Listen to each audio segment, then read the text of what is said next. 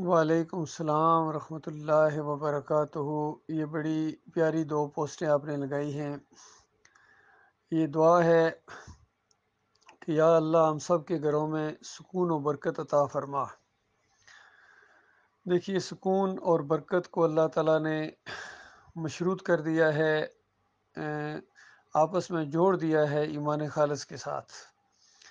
ایمان خالص کے بغیر سکون اور برکت کا کوئی تصور نہیں ہے۔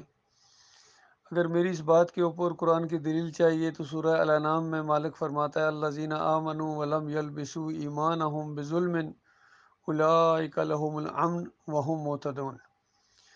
کہ جو ایمان لائیں اور ایمان کے اندر ظلم کی ملاوٹ نہ کریں، یہ ہدایت یافتہ ہیں اور امن ان کے لیے ہے۔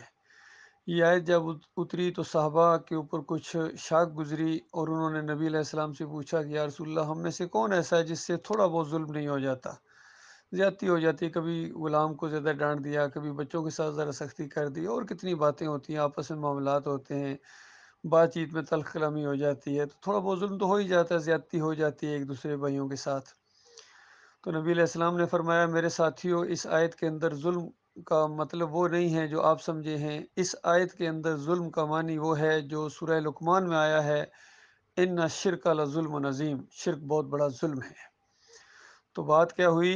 معنی کیا بنا کہ جو لوگ ایمان لائیں اور اپنے ایمان کے اندر شرک کی ملاوٹ نہ کریں، یعنی شرک کو بالکل کھرچ کر علیحدہ کر دیں، اولئک لہم الامن وہم مہتدون، یہ ہیں امن کے اندر، یہ رہیں گے، سکون قلب ان کو حاصل ہوگا، امن و سلامتی اور برکتیں ان کے لیے ہیں، اور یہ صحیح معنوں میں ہدایت یافتہ ہیں۔ تو جن کی عقیدے کے اندر خرابی ہو، شرک ہو، ان کو سکون کبھی نہیں ملتا ہے، چاہے سونے کے محلات میں رہیں اور چوریاں کھائیں اور تر نوالے کھائیں اور طرح طرح کے کھانے کھائیں، جو مرضی کریں، سکون قلب ان کو نہیں حاصل ہو سکتا ہے جن کے عقیدے کے اندر خرابی ہے۔ اللہ کے علاوہ کسی اور کو داتا کہتے ہیں، دستگیر کہتے ہیں، مشکل کشا کہتے ہیں، حاجت روا کہتے ہیں، واسطے وسیلے دیتے ہیں، رکوع اور سجدے کرتے ہیں، تعویذ گنڈا کرتے ہیں، یا جمہوریت کے مشرکانہ نظام میں جس بھی طرح کا شرک ان کے اندر ہے، پیری مریدی ہو، عرس اور میلے ہوں، گنبد کے پجاری ہوں، قبروں کے پجاری ہوں، یا بتوں اور مورتیوں کے پجاری ہوں، آج کے دور کے ہوں یا پہلے دور کے ہوں، یا اپنے اکابرین کو اللہ کی کتاب کے مقابلے میں اہمیت دینے والا شرک ان کے اندر ہو، کیونکہ یہ رب ماننا ہوتا ہے، اللہ کی کتاب کو پیچھے کر کے اپنے امیر کی بات کو ماننا یا اپنے اکابرین کی بات کو ماننا، یہ ان کو رب ماننا ہے، اس سے سختی کے ساتھ منع کیا گیا ہے۔ تو ایسے لوگوں کو امن و سکون نہ دنیا میں ملے گا نہ آخرت میں ملے گا، بالکل ناممکن ہے ان کو سکون ملے۔ اور آج پوری دنیا میں جو افراتفری ہے، ذلت اور خواری ہے، نفرتیں ہیں، جنگیں ہیں، زیادتیاں ہیں، ظلم اور ناانصافیاں ہیں، اور بد کرداریاں ہیں، جھوٹ ہے، فریب ہے، یہ اسی شرک کی پیداوار ہے میرے پیارے بھائیو، یقین کرو۔ اور جب تک یہ شرک سے توبہ نہیں کرو گے، تمہارے اوپر اللہ کے عذاب کا کوڑا برستا رہے گا۔ اور ابھی تو بہت ہلکا ہاتھ اللہ تعالیٰ نے رکھا ہوا ہے، اس سے پہلے قوموں کے اوپر اللہ تعالیٰ نے بڑی سختی کی ہے اس شرک کی وجہ سے، قوموں کو پانی کے اندر ڈبکیاں دے دے کے مارا، آسمان سے پتھروں کی بارش کی، اور ایک خوفناک چنگاڑ سے ان کے کلیجے پھاڑ دیے۔ اللہ کے بندو، وہ عذاب بالکل آپ کے اوپر منڈلا رہا ہے، اور کہیں سے کوئی ان کو امید کی کرن باقی نہیں ہے، سارے ہینڈز اپ ہو گئے، ان کے دانشور، ان کے سیاسی قائدین، ان کے عسکری لیڈر اور ان کے مذہبی لیڈر جتنے بھی ہیں، کہتے ہیں اب کچھ نہیں ہو سکتا یہ۔ لیکن یہ جس طرح دوسری پوسٹ آپ نے لگائی ہے، لا تقنطوا من رحمت اللہ، اللہ کی رحمت سے نا امید نہ ہونا میرے بھائیو، اللہ کی رحمت بڑی زبردست رحمت ہے، اس نے پھر رحمت فرمائی ہے اس امت کے اندر، ایمان کی دعوت، توحید کی دعوت، رد شرک کی دعوت، قرآن کی دعوت پھر اللہ تعالیٰ نے اٹھائی ہے اس امت کے اندر، اور ہماری اپنی زبان کے اندر اور ہمارے خطے کو، ہمارے ملک کو اللہ تعالیٰ نے اس کے لیے چنا ہے۔ یہ بہت بڑے اعزاز کی بات ہے، بہت بڑی رحمت اور شفقت ہے اللہ تعالیٰ کی، ہمیں اس کی قدر کرنی چاہیے، اور اس ایمان کی بات کو، توحید کی بات کو پوری دنیا میں پھیلانا چاہیے۔ یہ آواز ہے، یہ توحید کی آواز اٹھی ہے اس دور کے اندر ڈاکٹر مسعود الدین عثمانی رحمۃ اللہ علیہ کے ذریعے۔ بہت ہی زبردست قسم کی دعوت ہے، ہر طرح کے شرک کے اوپر ہتھوڑا مارا گیا ہے، اور جتنے اکابرین کے ہزار ہزار، 1200 سال پرانے اگر کوئی شرک و کفر پھیلا کے گئے، ان کی کتابوں کے حوالے سے پوری طرح ثابت کیا ہے کہ دیکھو یہ اللہ کی کتاب کا انکار ہے، اور آپ کے حضرات یہ اس طرح کی بیانات دے کے گئے ہیں، چاہے وہ عبد القادر جیلانی ہوں، محی الدین چشتی ہوں، علی اجمیری ہوں، اور مجدد الفسانی ہوں، شاہ ولی اللہ کا پورا خاندان ہو، یا تبلیغی نصاب ہو، یہ فضائل اعمال ہو زکریا صاحب کے، یا ملفوظات ہوں، یا فیضان سنت ہو، جتنے بھی ہیں، جتنے بھی یہ گزرے ہیں، اعلیٰ حضرت ہوں یا ابو الاعلیٰ ہوں، جتنے بھی ان کی نشاندہی کی گئی ہے، ان کا پوسٹ مارٹم کیا گیا کہ دیکھو ان کے عقیدے کے اندر کہیں نہ کہیں شرک ہے، وہ بریلوی ہوں، وہ دیوبندی ہوں، حیاتی ہوں، مماتی ہوں، اور اہل حدیث ہوں، سلفی ہوں، حنبلی ہوں، یہاں کے کوئی بھی نہیں ہے جو بالکل 100% خالص ایمان خالص کے ساتھ ہو، کسی میں کم کسی میں زیادہ۔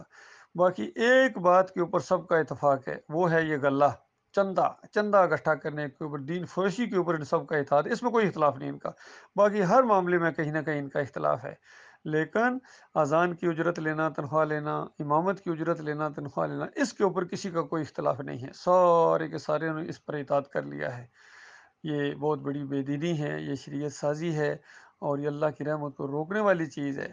لہٰذا ایمان چاہتے ہو، دنیا میں امن و سکون چاہتے ہو، جنت چاہتے ہو، جنت الفردوس چاہتے ہو، تو پھر اسی بات کو پھیلانا پڑے گا، جہاد کرنا پڑے گا، قرآن کے ذریعے جہاد کبیر کرو، یہ شرک کا رد کرو، توحید کی دعوت دو، اس راستے میں جماؤ، جماؤ بہت ضروری ہے، کیونکہ بڑے بڑے آئے ہیں، بڑے بڑے ٹنوں اور منوں کے حساب سے دعوے کرنے والے، لیکن ذرا سی مخالفت ہوئی ہے اندرونی طور پر، ملکی یا بیرونی، یا کسی لالچ کے اندر یا رشتہ داریوں کے اندر آ کر، پھر انہوں نے اللہ کے دین کے وہ تقاضے پورے نہیں کیے ہیں، اور اللہ کی بات کو پیچھے کر کے اپنے امیر اور اپنے پیروں اور مولیوں کی باتوں کو آگے کر دیا ہے، پھر اللہ کی لعنت ان کے اوپر پڑی ہے۔ تو لہٰذا میرے بھائیو، ضرورت اس بات کی ہے، یہ سب سے بڑا مسئلہ ہے آج امت مسلمہ کا، اور پوری دنیا میں انسانیت کا مسئلہ، ہماری آخرت اسی کے ساتھ جڑی ہوئی ہے۔ اللہ کے بندو، یہ بات مانو گے، یہ کام کرو گے، تو پھر تم جہنم کی آگ سے بچو گے، اور جنت کی امید رکھ سکتے ہو اپنے مالک اور خالق سے۔ لیکن اگر یہ ایک بات نہیں مانو گے، پھر نمازوں پر نمازیں، تہجد گزاریاں، روزے ہر سال کیا، جتنے مرضی روزے رکھو رمضان کے علاوہ بھی، اور پھر عمرے پر عمرے اور حج پر حج کرو، تمہارا کوئی عمل اللہ کے ہاں قابل قبول نہیں ہے، منہ پر دے مارا جائے، کیونکہ پہلے توحید ہے، تمام انبیاء نے توحید کا سبق دیا ہے، درس دیا، اسی پر یہ اتفاق ہے۔ ایک ایک آیت کے اندر اللہ تعالیٰ نے کہیں بتا دیا، فرمایا وَلَقَدْ بَعَثْنَا فِي كُلِّ أُمَّةٍ رَسُولًا أَنِ اعْبُدُوا اللَّهَ وَاجْتَنِبُوا الطَّاغُوتَ۔ ہر امت کے اندر، جس دور کے اندر پہلے نبی ہوں آدم علیہ السلام، یا آخری نبی محمد صلی اللہ علیہ وسلم ہوں، ایک ہی دعوت رہی ہے، قوموں کی قومیں آتی گئی ہیں، اور اسی ایک بات کی دعوت، جس نے مانا ہے ان کو بچا لیا گیا، باقی سب کو رگڑ دیا گیا، اور پھر ان مومنوں کی نسل آگے چلتی تھی، اولاد آگے چلتی تھی، آہستہ آہستہ پھر ان کے اندر شرک آتا تھا، پھر ان کے اندر سے اللہ تعالیٰ کسی کو نبی بنا کے اسی دعوت کو پھر تازہ کرتے، پھر جو بات مانتے تھے وہ بچا لیے جاتے تھے، باقی سب کو پھر رگڑ دیا جاتا تھا۔ یہ سلسلہ ایک لامتناہی سلسلہ چلتا رہا، اللہ کے بندو، یہ بات ہے اللہ کے بندو، یہ قرآن کی بات ہے، یہ حدیث کی بات ہے۔ میں آپ کا بھائی ہوں، میرا دل آپ کے ساتھ یعنی دھڑکتا ہے آپ کی ہمدردی میں، اور میں آپ کو ایمان خالص کی طرف بلا رہا ہوں، یقین کیجیے، نہ میں مولوی ہوں، نہ پیر ہوں، نہ کوئی سیاسی لیڈر ہوں، میں آپ کا بھائی ہوں، ارشد کرملائی میرا نام ہے، اور گجر خان کے قریب چکری وکیلاں میرا گاؤں ہے، اور میں آج کل یہاں بحرین میں ہوں۔ جب بھی خیر آئے گی میرے بھائیو، ایمان خالص کے ساتھ آئے گی، کوئی اور دوسرا راستہ نہیں ہے۔